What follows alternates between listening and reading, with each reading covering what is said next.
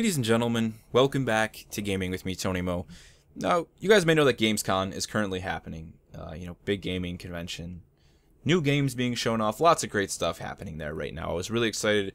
I watched the Microsoft press conference, saw some of the stuff that was there. Lots of cool stuff happening with Halo and, below. A lot of cool indie stuff happening. Just a lot of good games across the board. Sony, same thing. A lot of good stuff happening over at Sony. We saw Quantum Break on the Xbox One, actually. Sony with Bloodborne, which looks absolutely fantastic. Cannot wait to get my hands on that. There was even sort of another game from the creators of Heavenly Sword and the DMC reboot. Really, really stoked for that. So there's a lot of cool stuff happening. DayZ's coming to PS4. I don't know how I feel about that at all, but let's not talk about that. What we're actually here to talk about today, I don't want to do like a recap of Gamescom or whatever. Lots of cool stuff happening. I'm so done with recapping these E3 things and things of that nature. But the real issue I wanted to discuss was one that has been overshadowing everything that Microsoft has announced at Gamescom today. So much good stuff.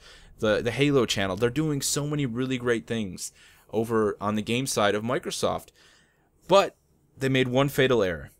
They somehow paid Square Enix enough money to make the sequel to Tomb Raider, the reboot, right, by Crystal Dynamics, published by Square Enix, that did so well. That was one of my favorite games, one of my favorite reboots of all time, probably. It really brought back Tomb Raider for me in a big way. It was multi-platform. It was available on the PlayStation 3, the Xbox 360, and the PC. That means you could play it pretty much any way you wanted to. You didn't have to go out and buy another console. Now, the issue is, you might have enjoyed that Tomb Raider a lot and said, man, I can't wait for the sequel. They showed the teaser to us at E3 and we're like, yes, this looks great. It's a shame, though, that at Gamescom, we just got the recent announcement that the game is going to be the sequel to Tomb Raider, is going to be exclusive to Xbox One. Yep. I'm sorry, guys. You don't own an Xbox One. You bought a PS4 instead because that's just the way you go. That's your preference. That's what you have the decision. You have the ability in life to make the decision to purchase whatever console you choose to purchase. Never thinking in your mind once that the game that you played on PS3 would somehow have a sequel that is not available on the PlayStation 4. That is the most backwards logic I have ever seen in the industry in my entire life. Mass Effect, right, was a 360 exclusive. Eventually, the game started doing so well that they were able to put it on other platforms. Originally, the team just didn't have the money or the funds. It was like, let's start with one platform, we'll go from there. Next thing you know, Mass Effect is available on everything. It's one of like the best-selling sci-fi RPG franchises of all time. It's freaking amazing, and I'm so glad that everyone is able to play it, not just people who own an Xbox.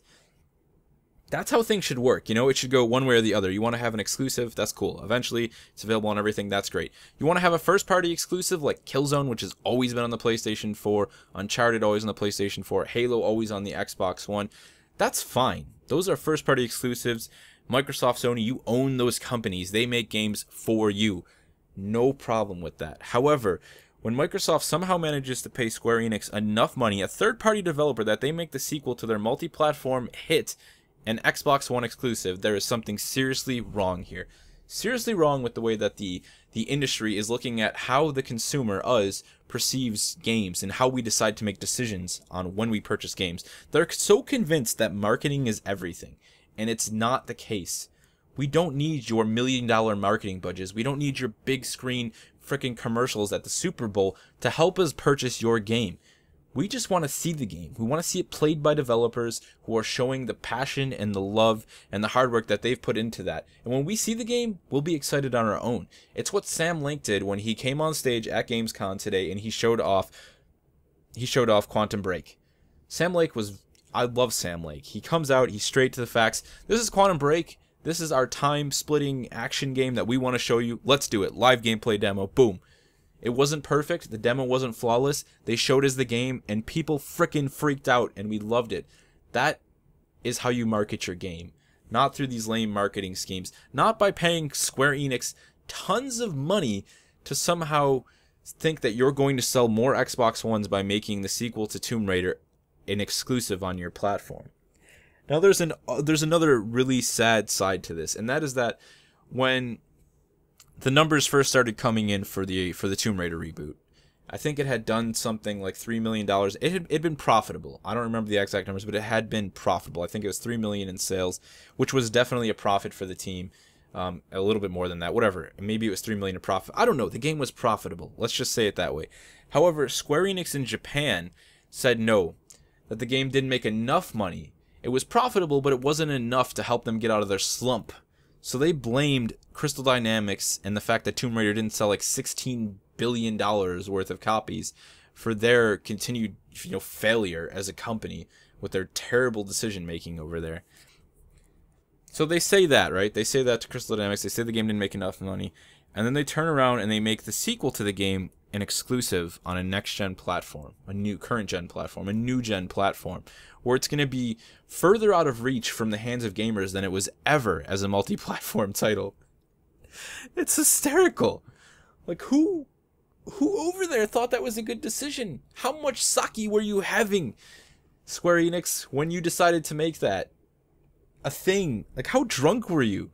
How stupid were you? I can't even begin to fathom it. And I mean, unless Microsoft came over there and said that we'll pay you $1 billion to put the Tomb Raider sequel as an Xbox One exclusive, there's no way that was a good decision.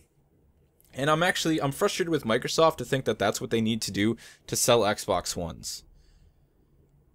Like, I think for them it was like, okay, well, we obviously can't pay off Call of Duty. We already lost Bungie. They're doing the thing with Destiny. I mean, what can we do? We have Halo, but what can we do? What other game can we make as an exclusive? Can we kind of just try and trick out of the bag? How can we play hardball in this situation to try and sell more Xbox Ones? And they thought that buying out the rights, for the Tomb Raider sequel was the thing to do, make it an exclusive on Xbox One. It's just not.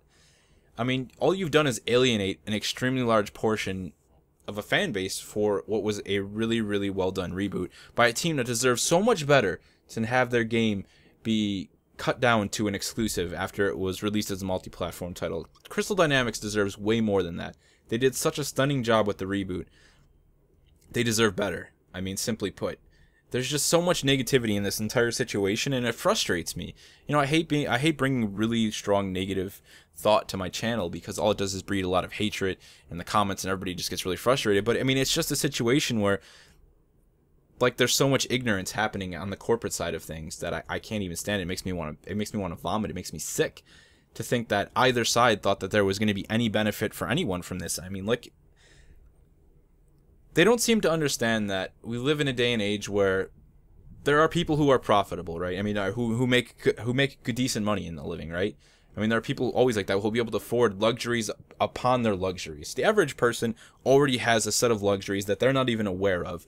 Usually that's, small addictions, caffeine, alcohol, cigarettes, These are day-to-day things that the most people just look at as, it's no big deal. But you're actually spending a large amount of money per year on those items, which is what makes it difficult to then afford further luxuries, motorcycles, video games, whatever it may be that you're interested in to beyond that. So you have to actually make a lot of money to be able to do all of those things. And the average person doesn't do that. It's just, simply put, the average person can't afford all of these things.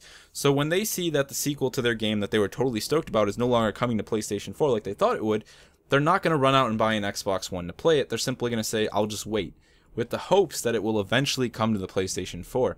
Or they're going to flip the middle finger and say, well, then screw you. That's what you want to do. Then I'm just not even going to purchase your game. I'm not going to go out and get an Xbox One for it. They're just not going to care.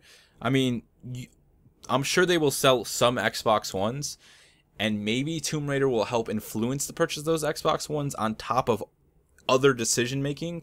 For example, someone's going to go out and purchase Halo or Halo 5. They really want an Xbox One. They're a huge Halo fan. Oh, that's some icing on the cake. I get to play the sequel to Tomb Raider. But how many consoles is Tomb Raider actually going to sell on its own? I can't imagine very many. You're just going to make a lot of people very, very angry. And you're going to make yourself look bad. I mean, it's overshadowed all of Gamescom. You look at what's trending right now on the internet, on social media, and it is that whole situation. It's not how great Quantum Break looked. It's not how awesome the Halo channel looks, or how much information we now know about the Halo 5 Guardians beta. No, it's the fact that Square Enix cut a deal with Microsoft to make the sequel to Tomb Raider an Xbox One exclusive. Like, really good way to overshadow all of the hard work that you're currently putting into Gamescom, Microsoft. Good job there. You've really stabbed yourself in the back once again. And a lot of people are, like, really stoked about the situation, just like, oh, Phil Spencer playing hardball. I like Phil Spencer. I think he's a great personality. I think he's more of that sort of person that I want to see when I have to have someone corporate telling me about something. You know, he feels more down to home. He feels more just like, yes, I'm a gamer. This is what I like. You like this.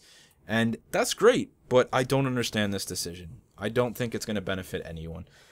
So really, guys, Gamescom, if you're watching it, let me know what you've been enjoying over there. I'd rather keep this more on the positive side. You know, what game have you seen at Gamescom that excited you the most? For me, apart from Halo, I mean, Halo looks amazing. It has to be Bloodborne. I'm sad that it's a PlayStation 4 exclusive. I mean, but, you know, considering Dark Souls originally was, I kind of always expected it to go that way. I imagine that that will be the kind of game that we'll sort of see the Mass Effect syndrome with. It'll be a PlayStation 4 exclusive, and then once it sells enough copies, it'll eventually come to the other platforms. So yeah, I'm pretty stoked for that. That's probably my game of Gamescom so far. There's a lot of great stuff announced, but I was really looking forward to Bloodborne. I'm a huge like Dark Souls and Demon Souls fan, so for a game that sort of, you know, isn't that same, you know, vibe, but is obviously going in a completely different direction, that excites me. Let me know your thoughts on everything I've stated here in the comment section below, guys. And remember to stay happy. Gaming is about having a good time. It's about having fun. Of course, there are moments when we get frustrated with certain things happening in the industry, but for the most part, try and keep your chin up. I think the industry is slowly coming around, and I think they're going to start to understand within the next couple of years that things don't work the way they used to. This isn't the old school. This is the new school. I'll see you guys in the next one.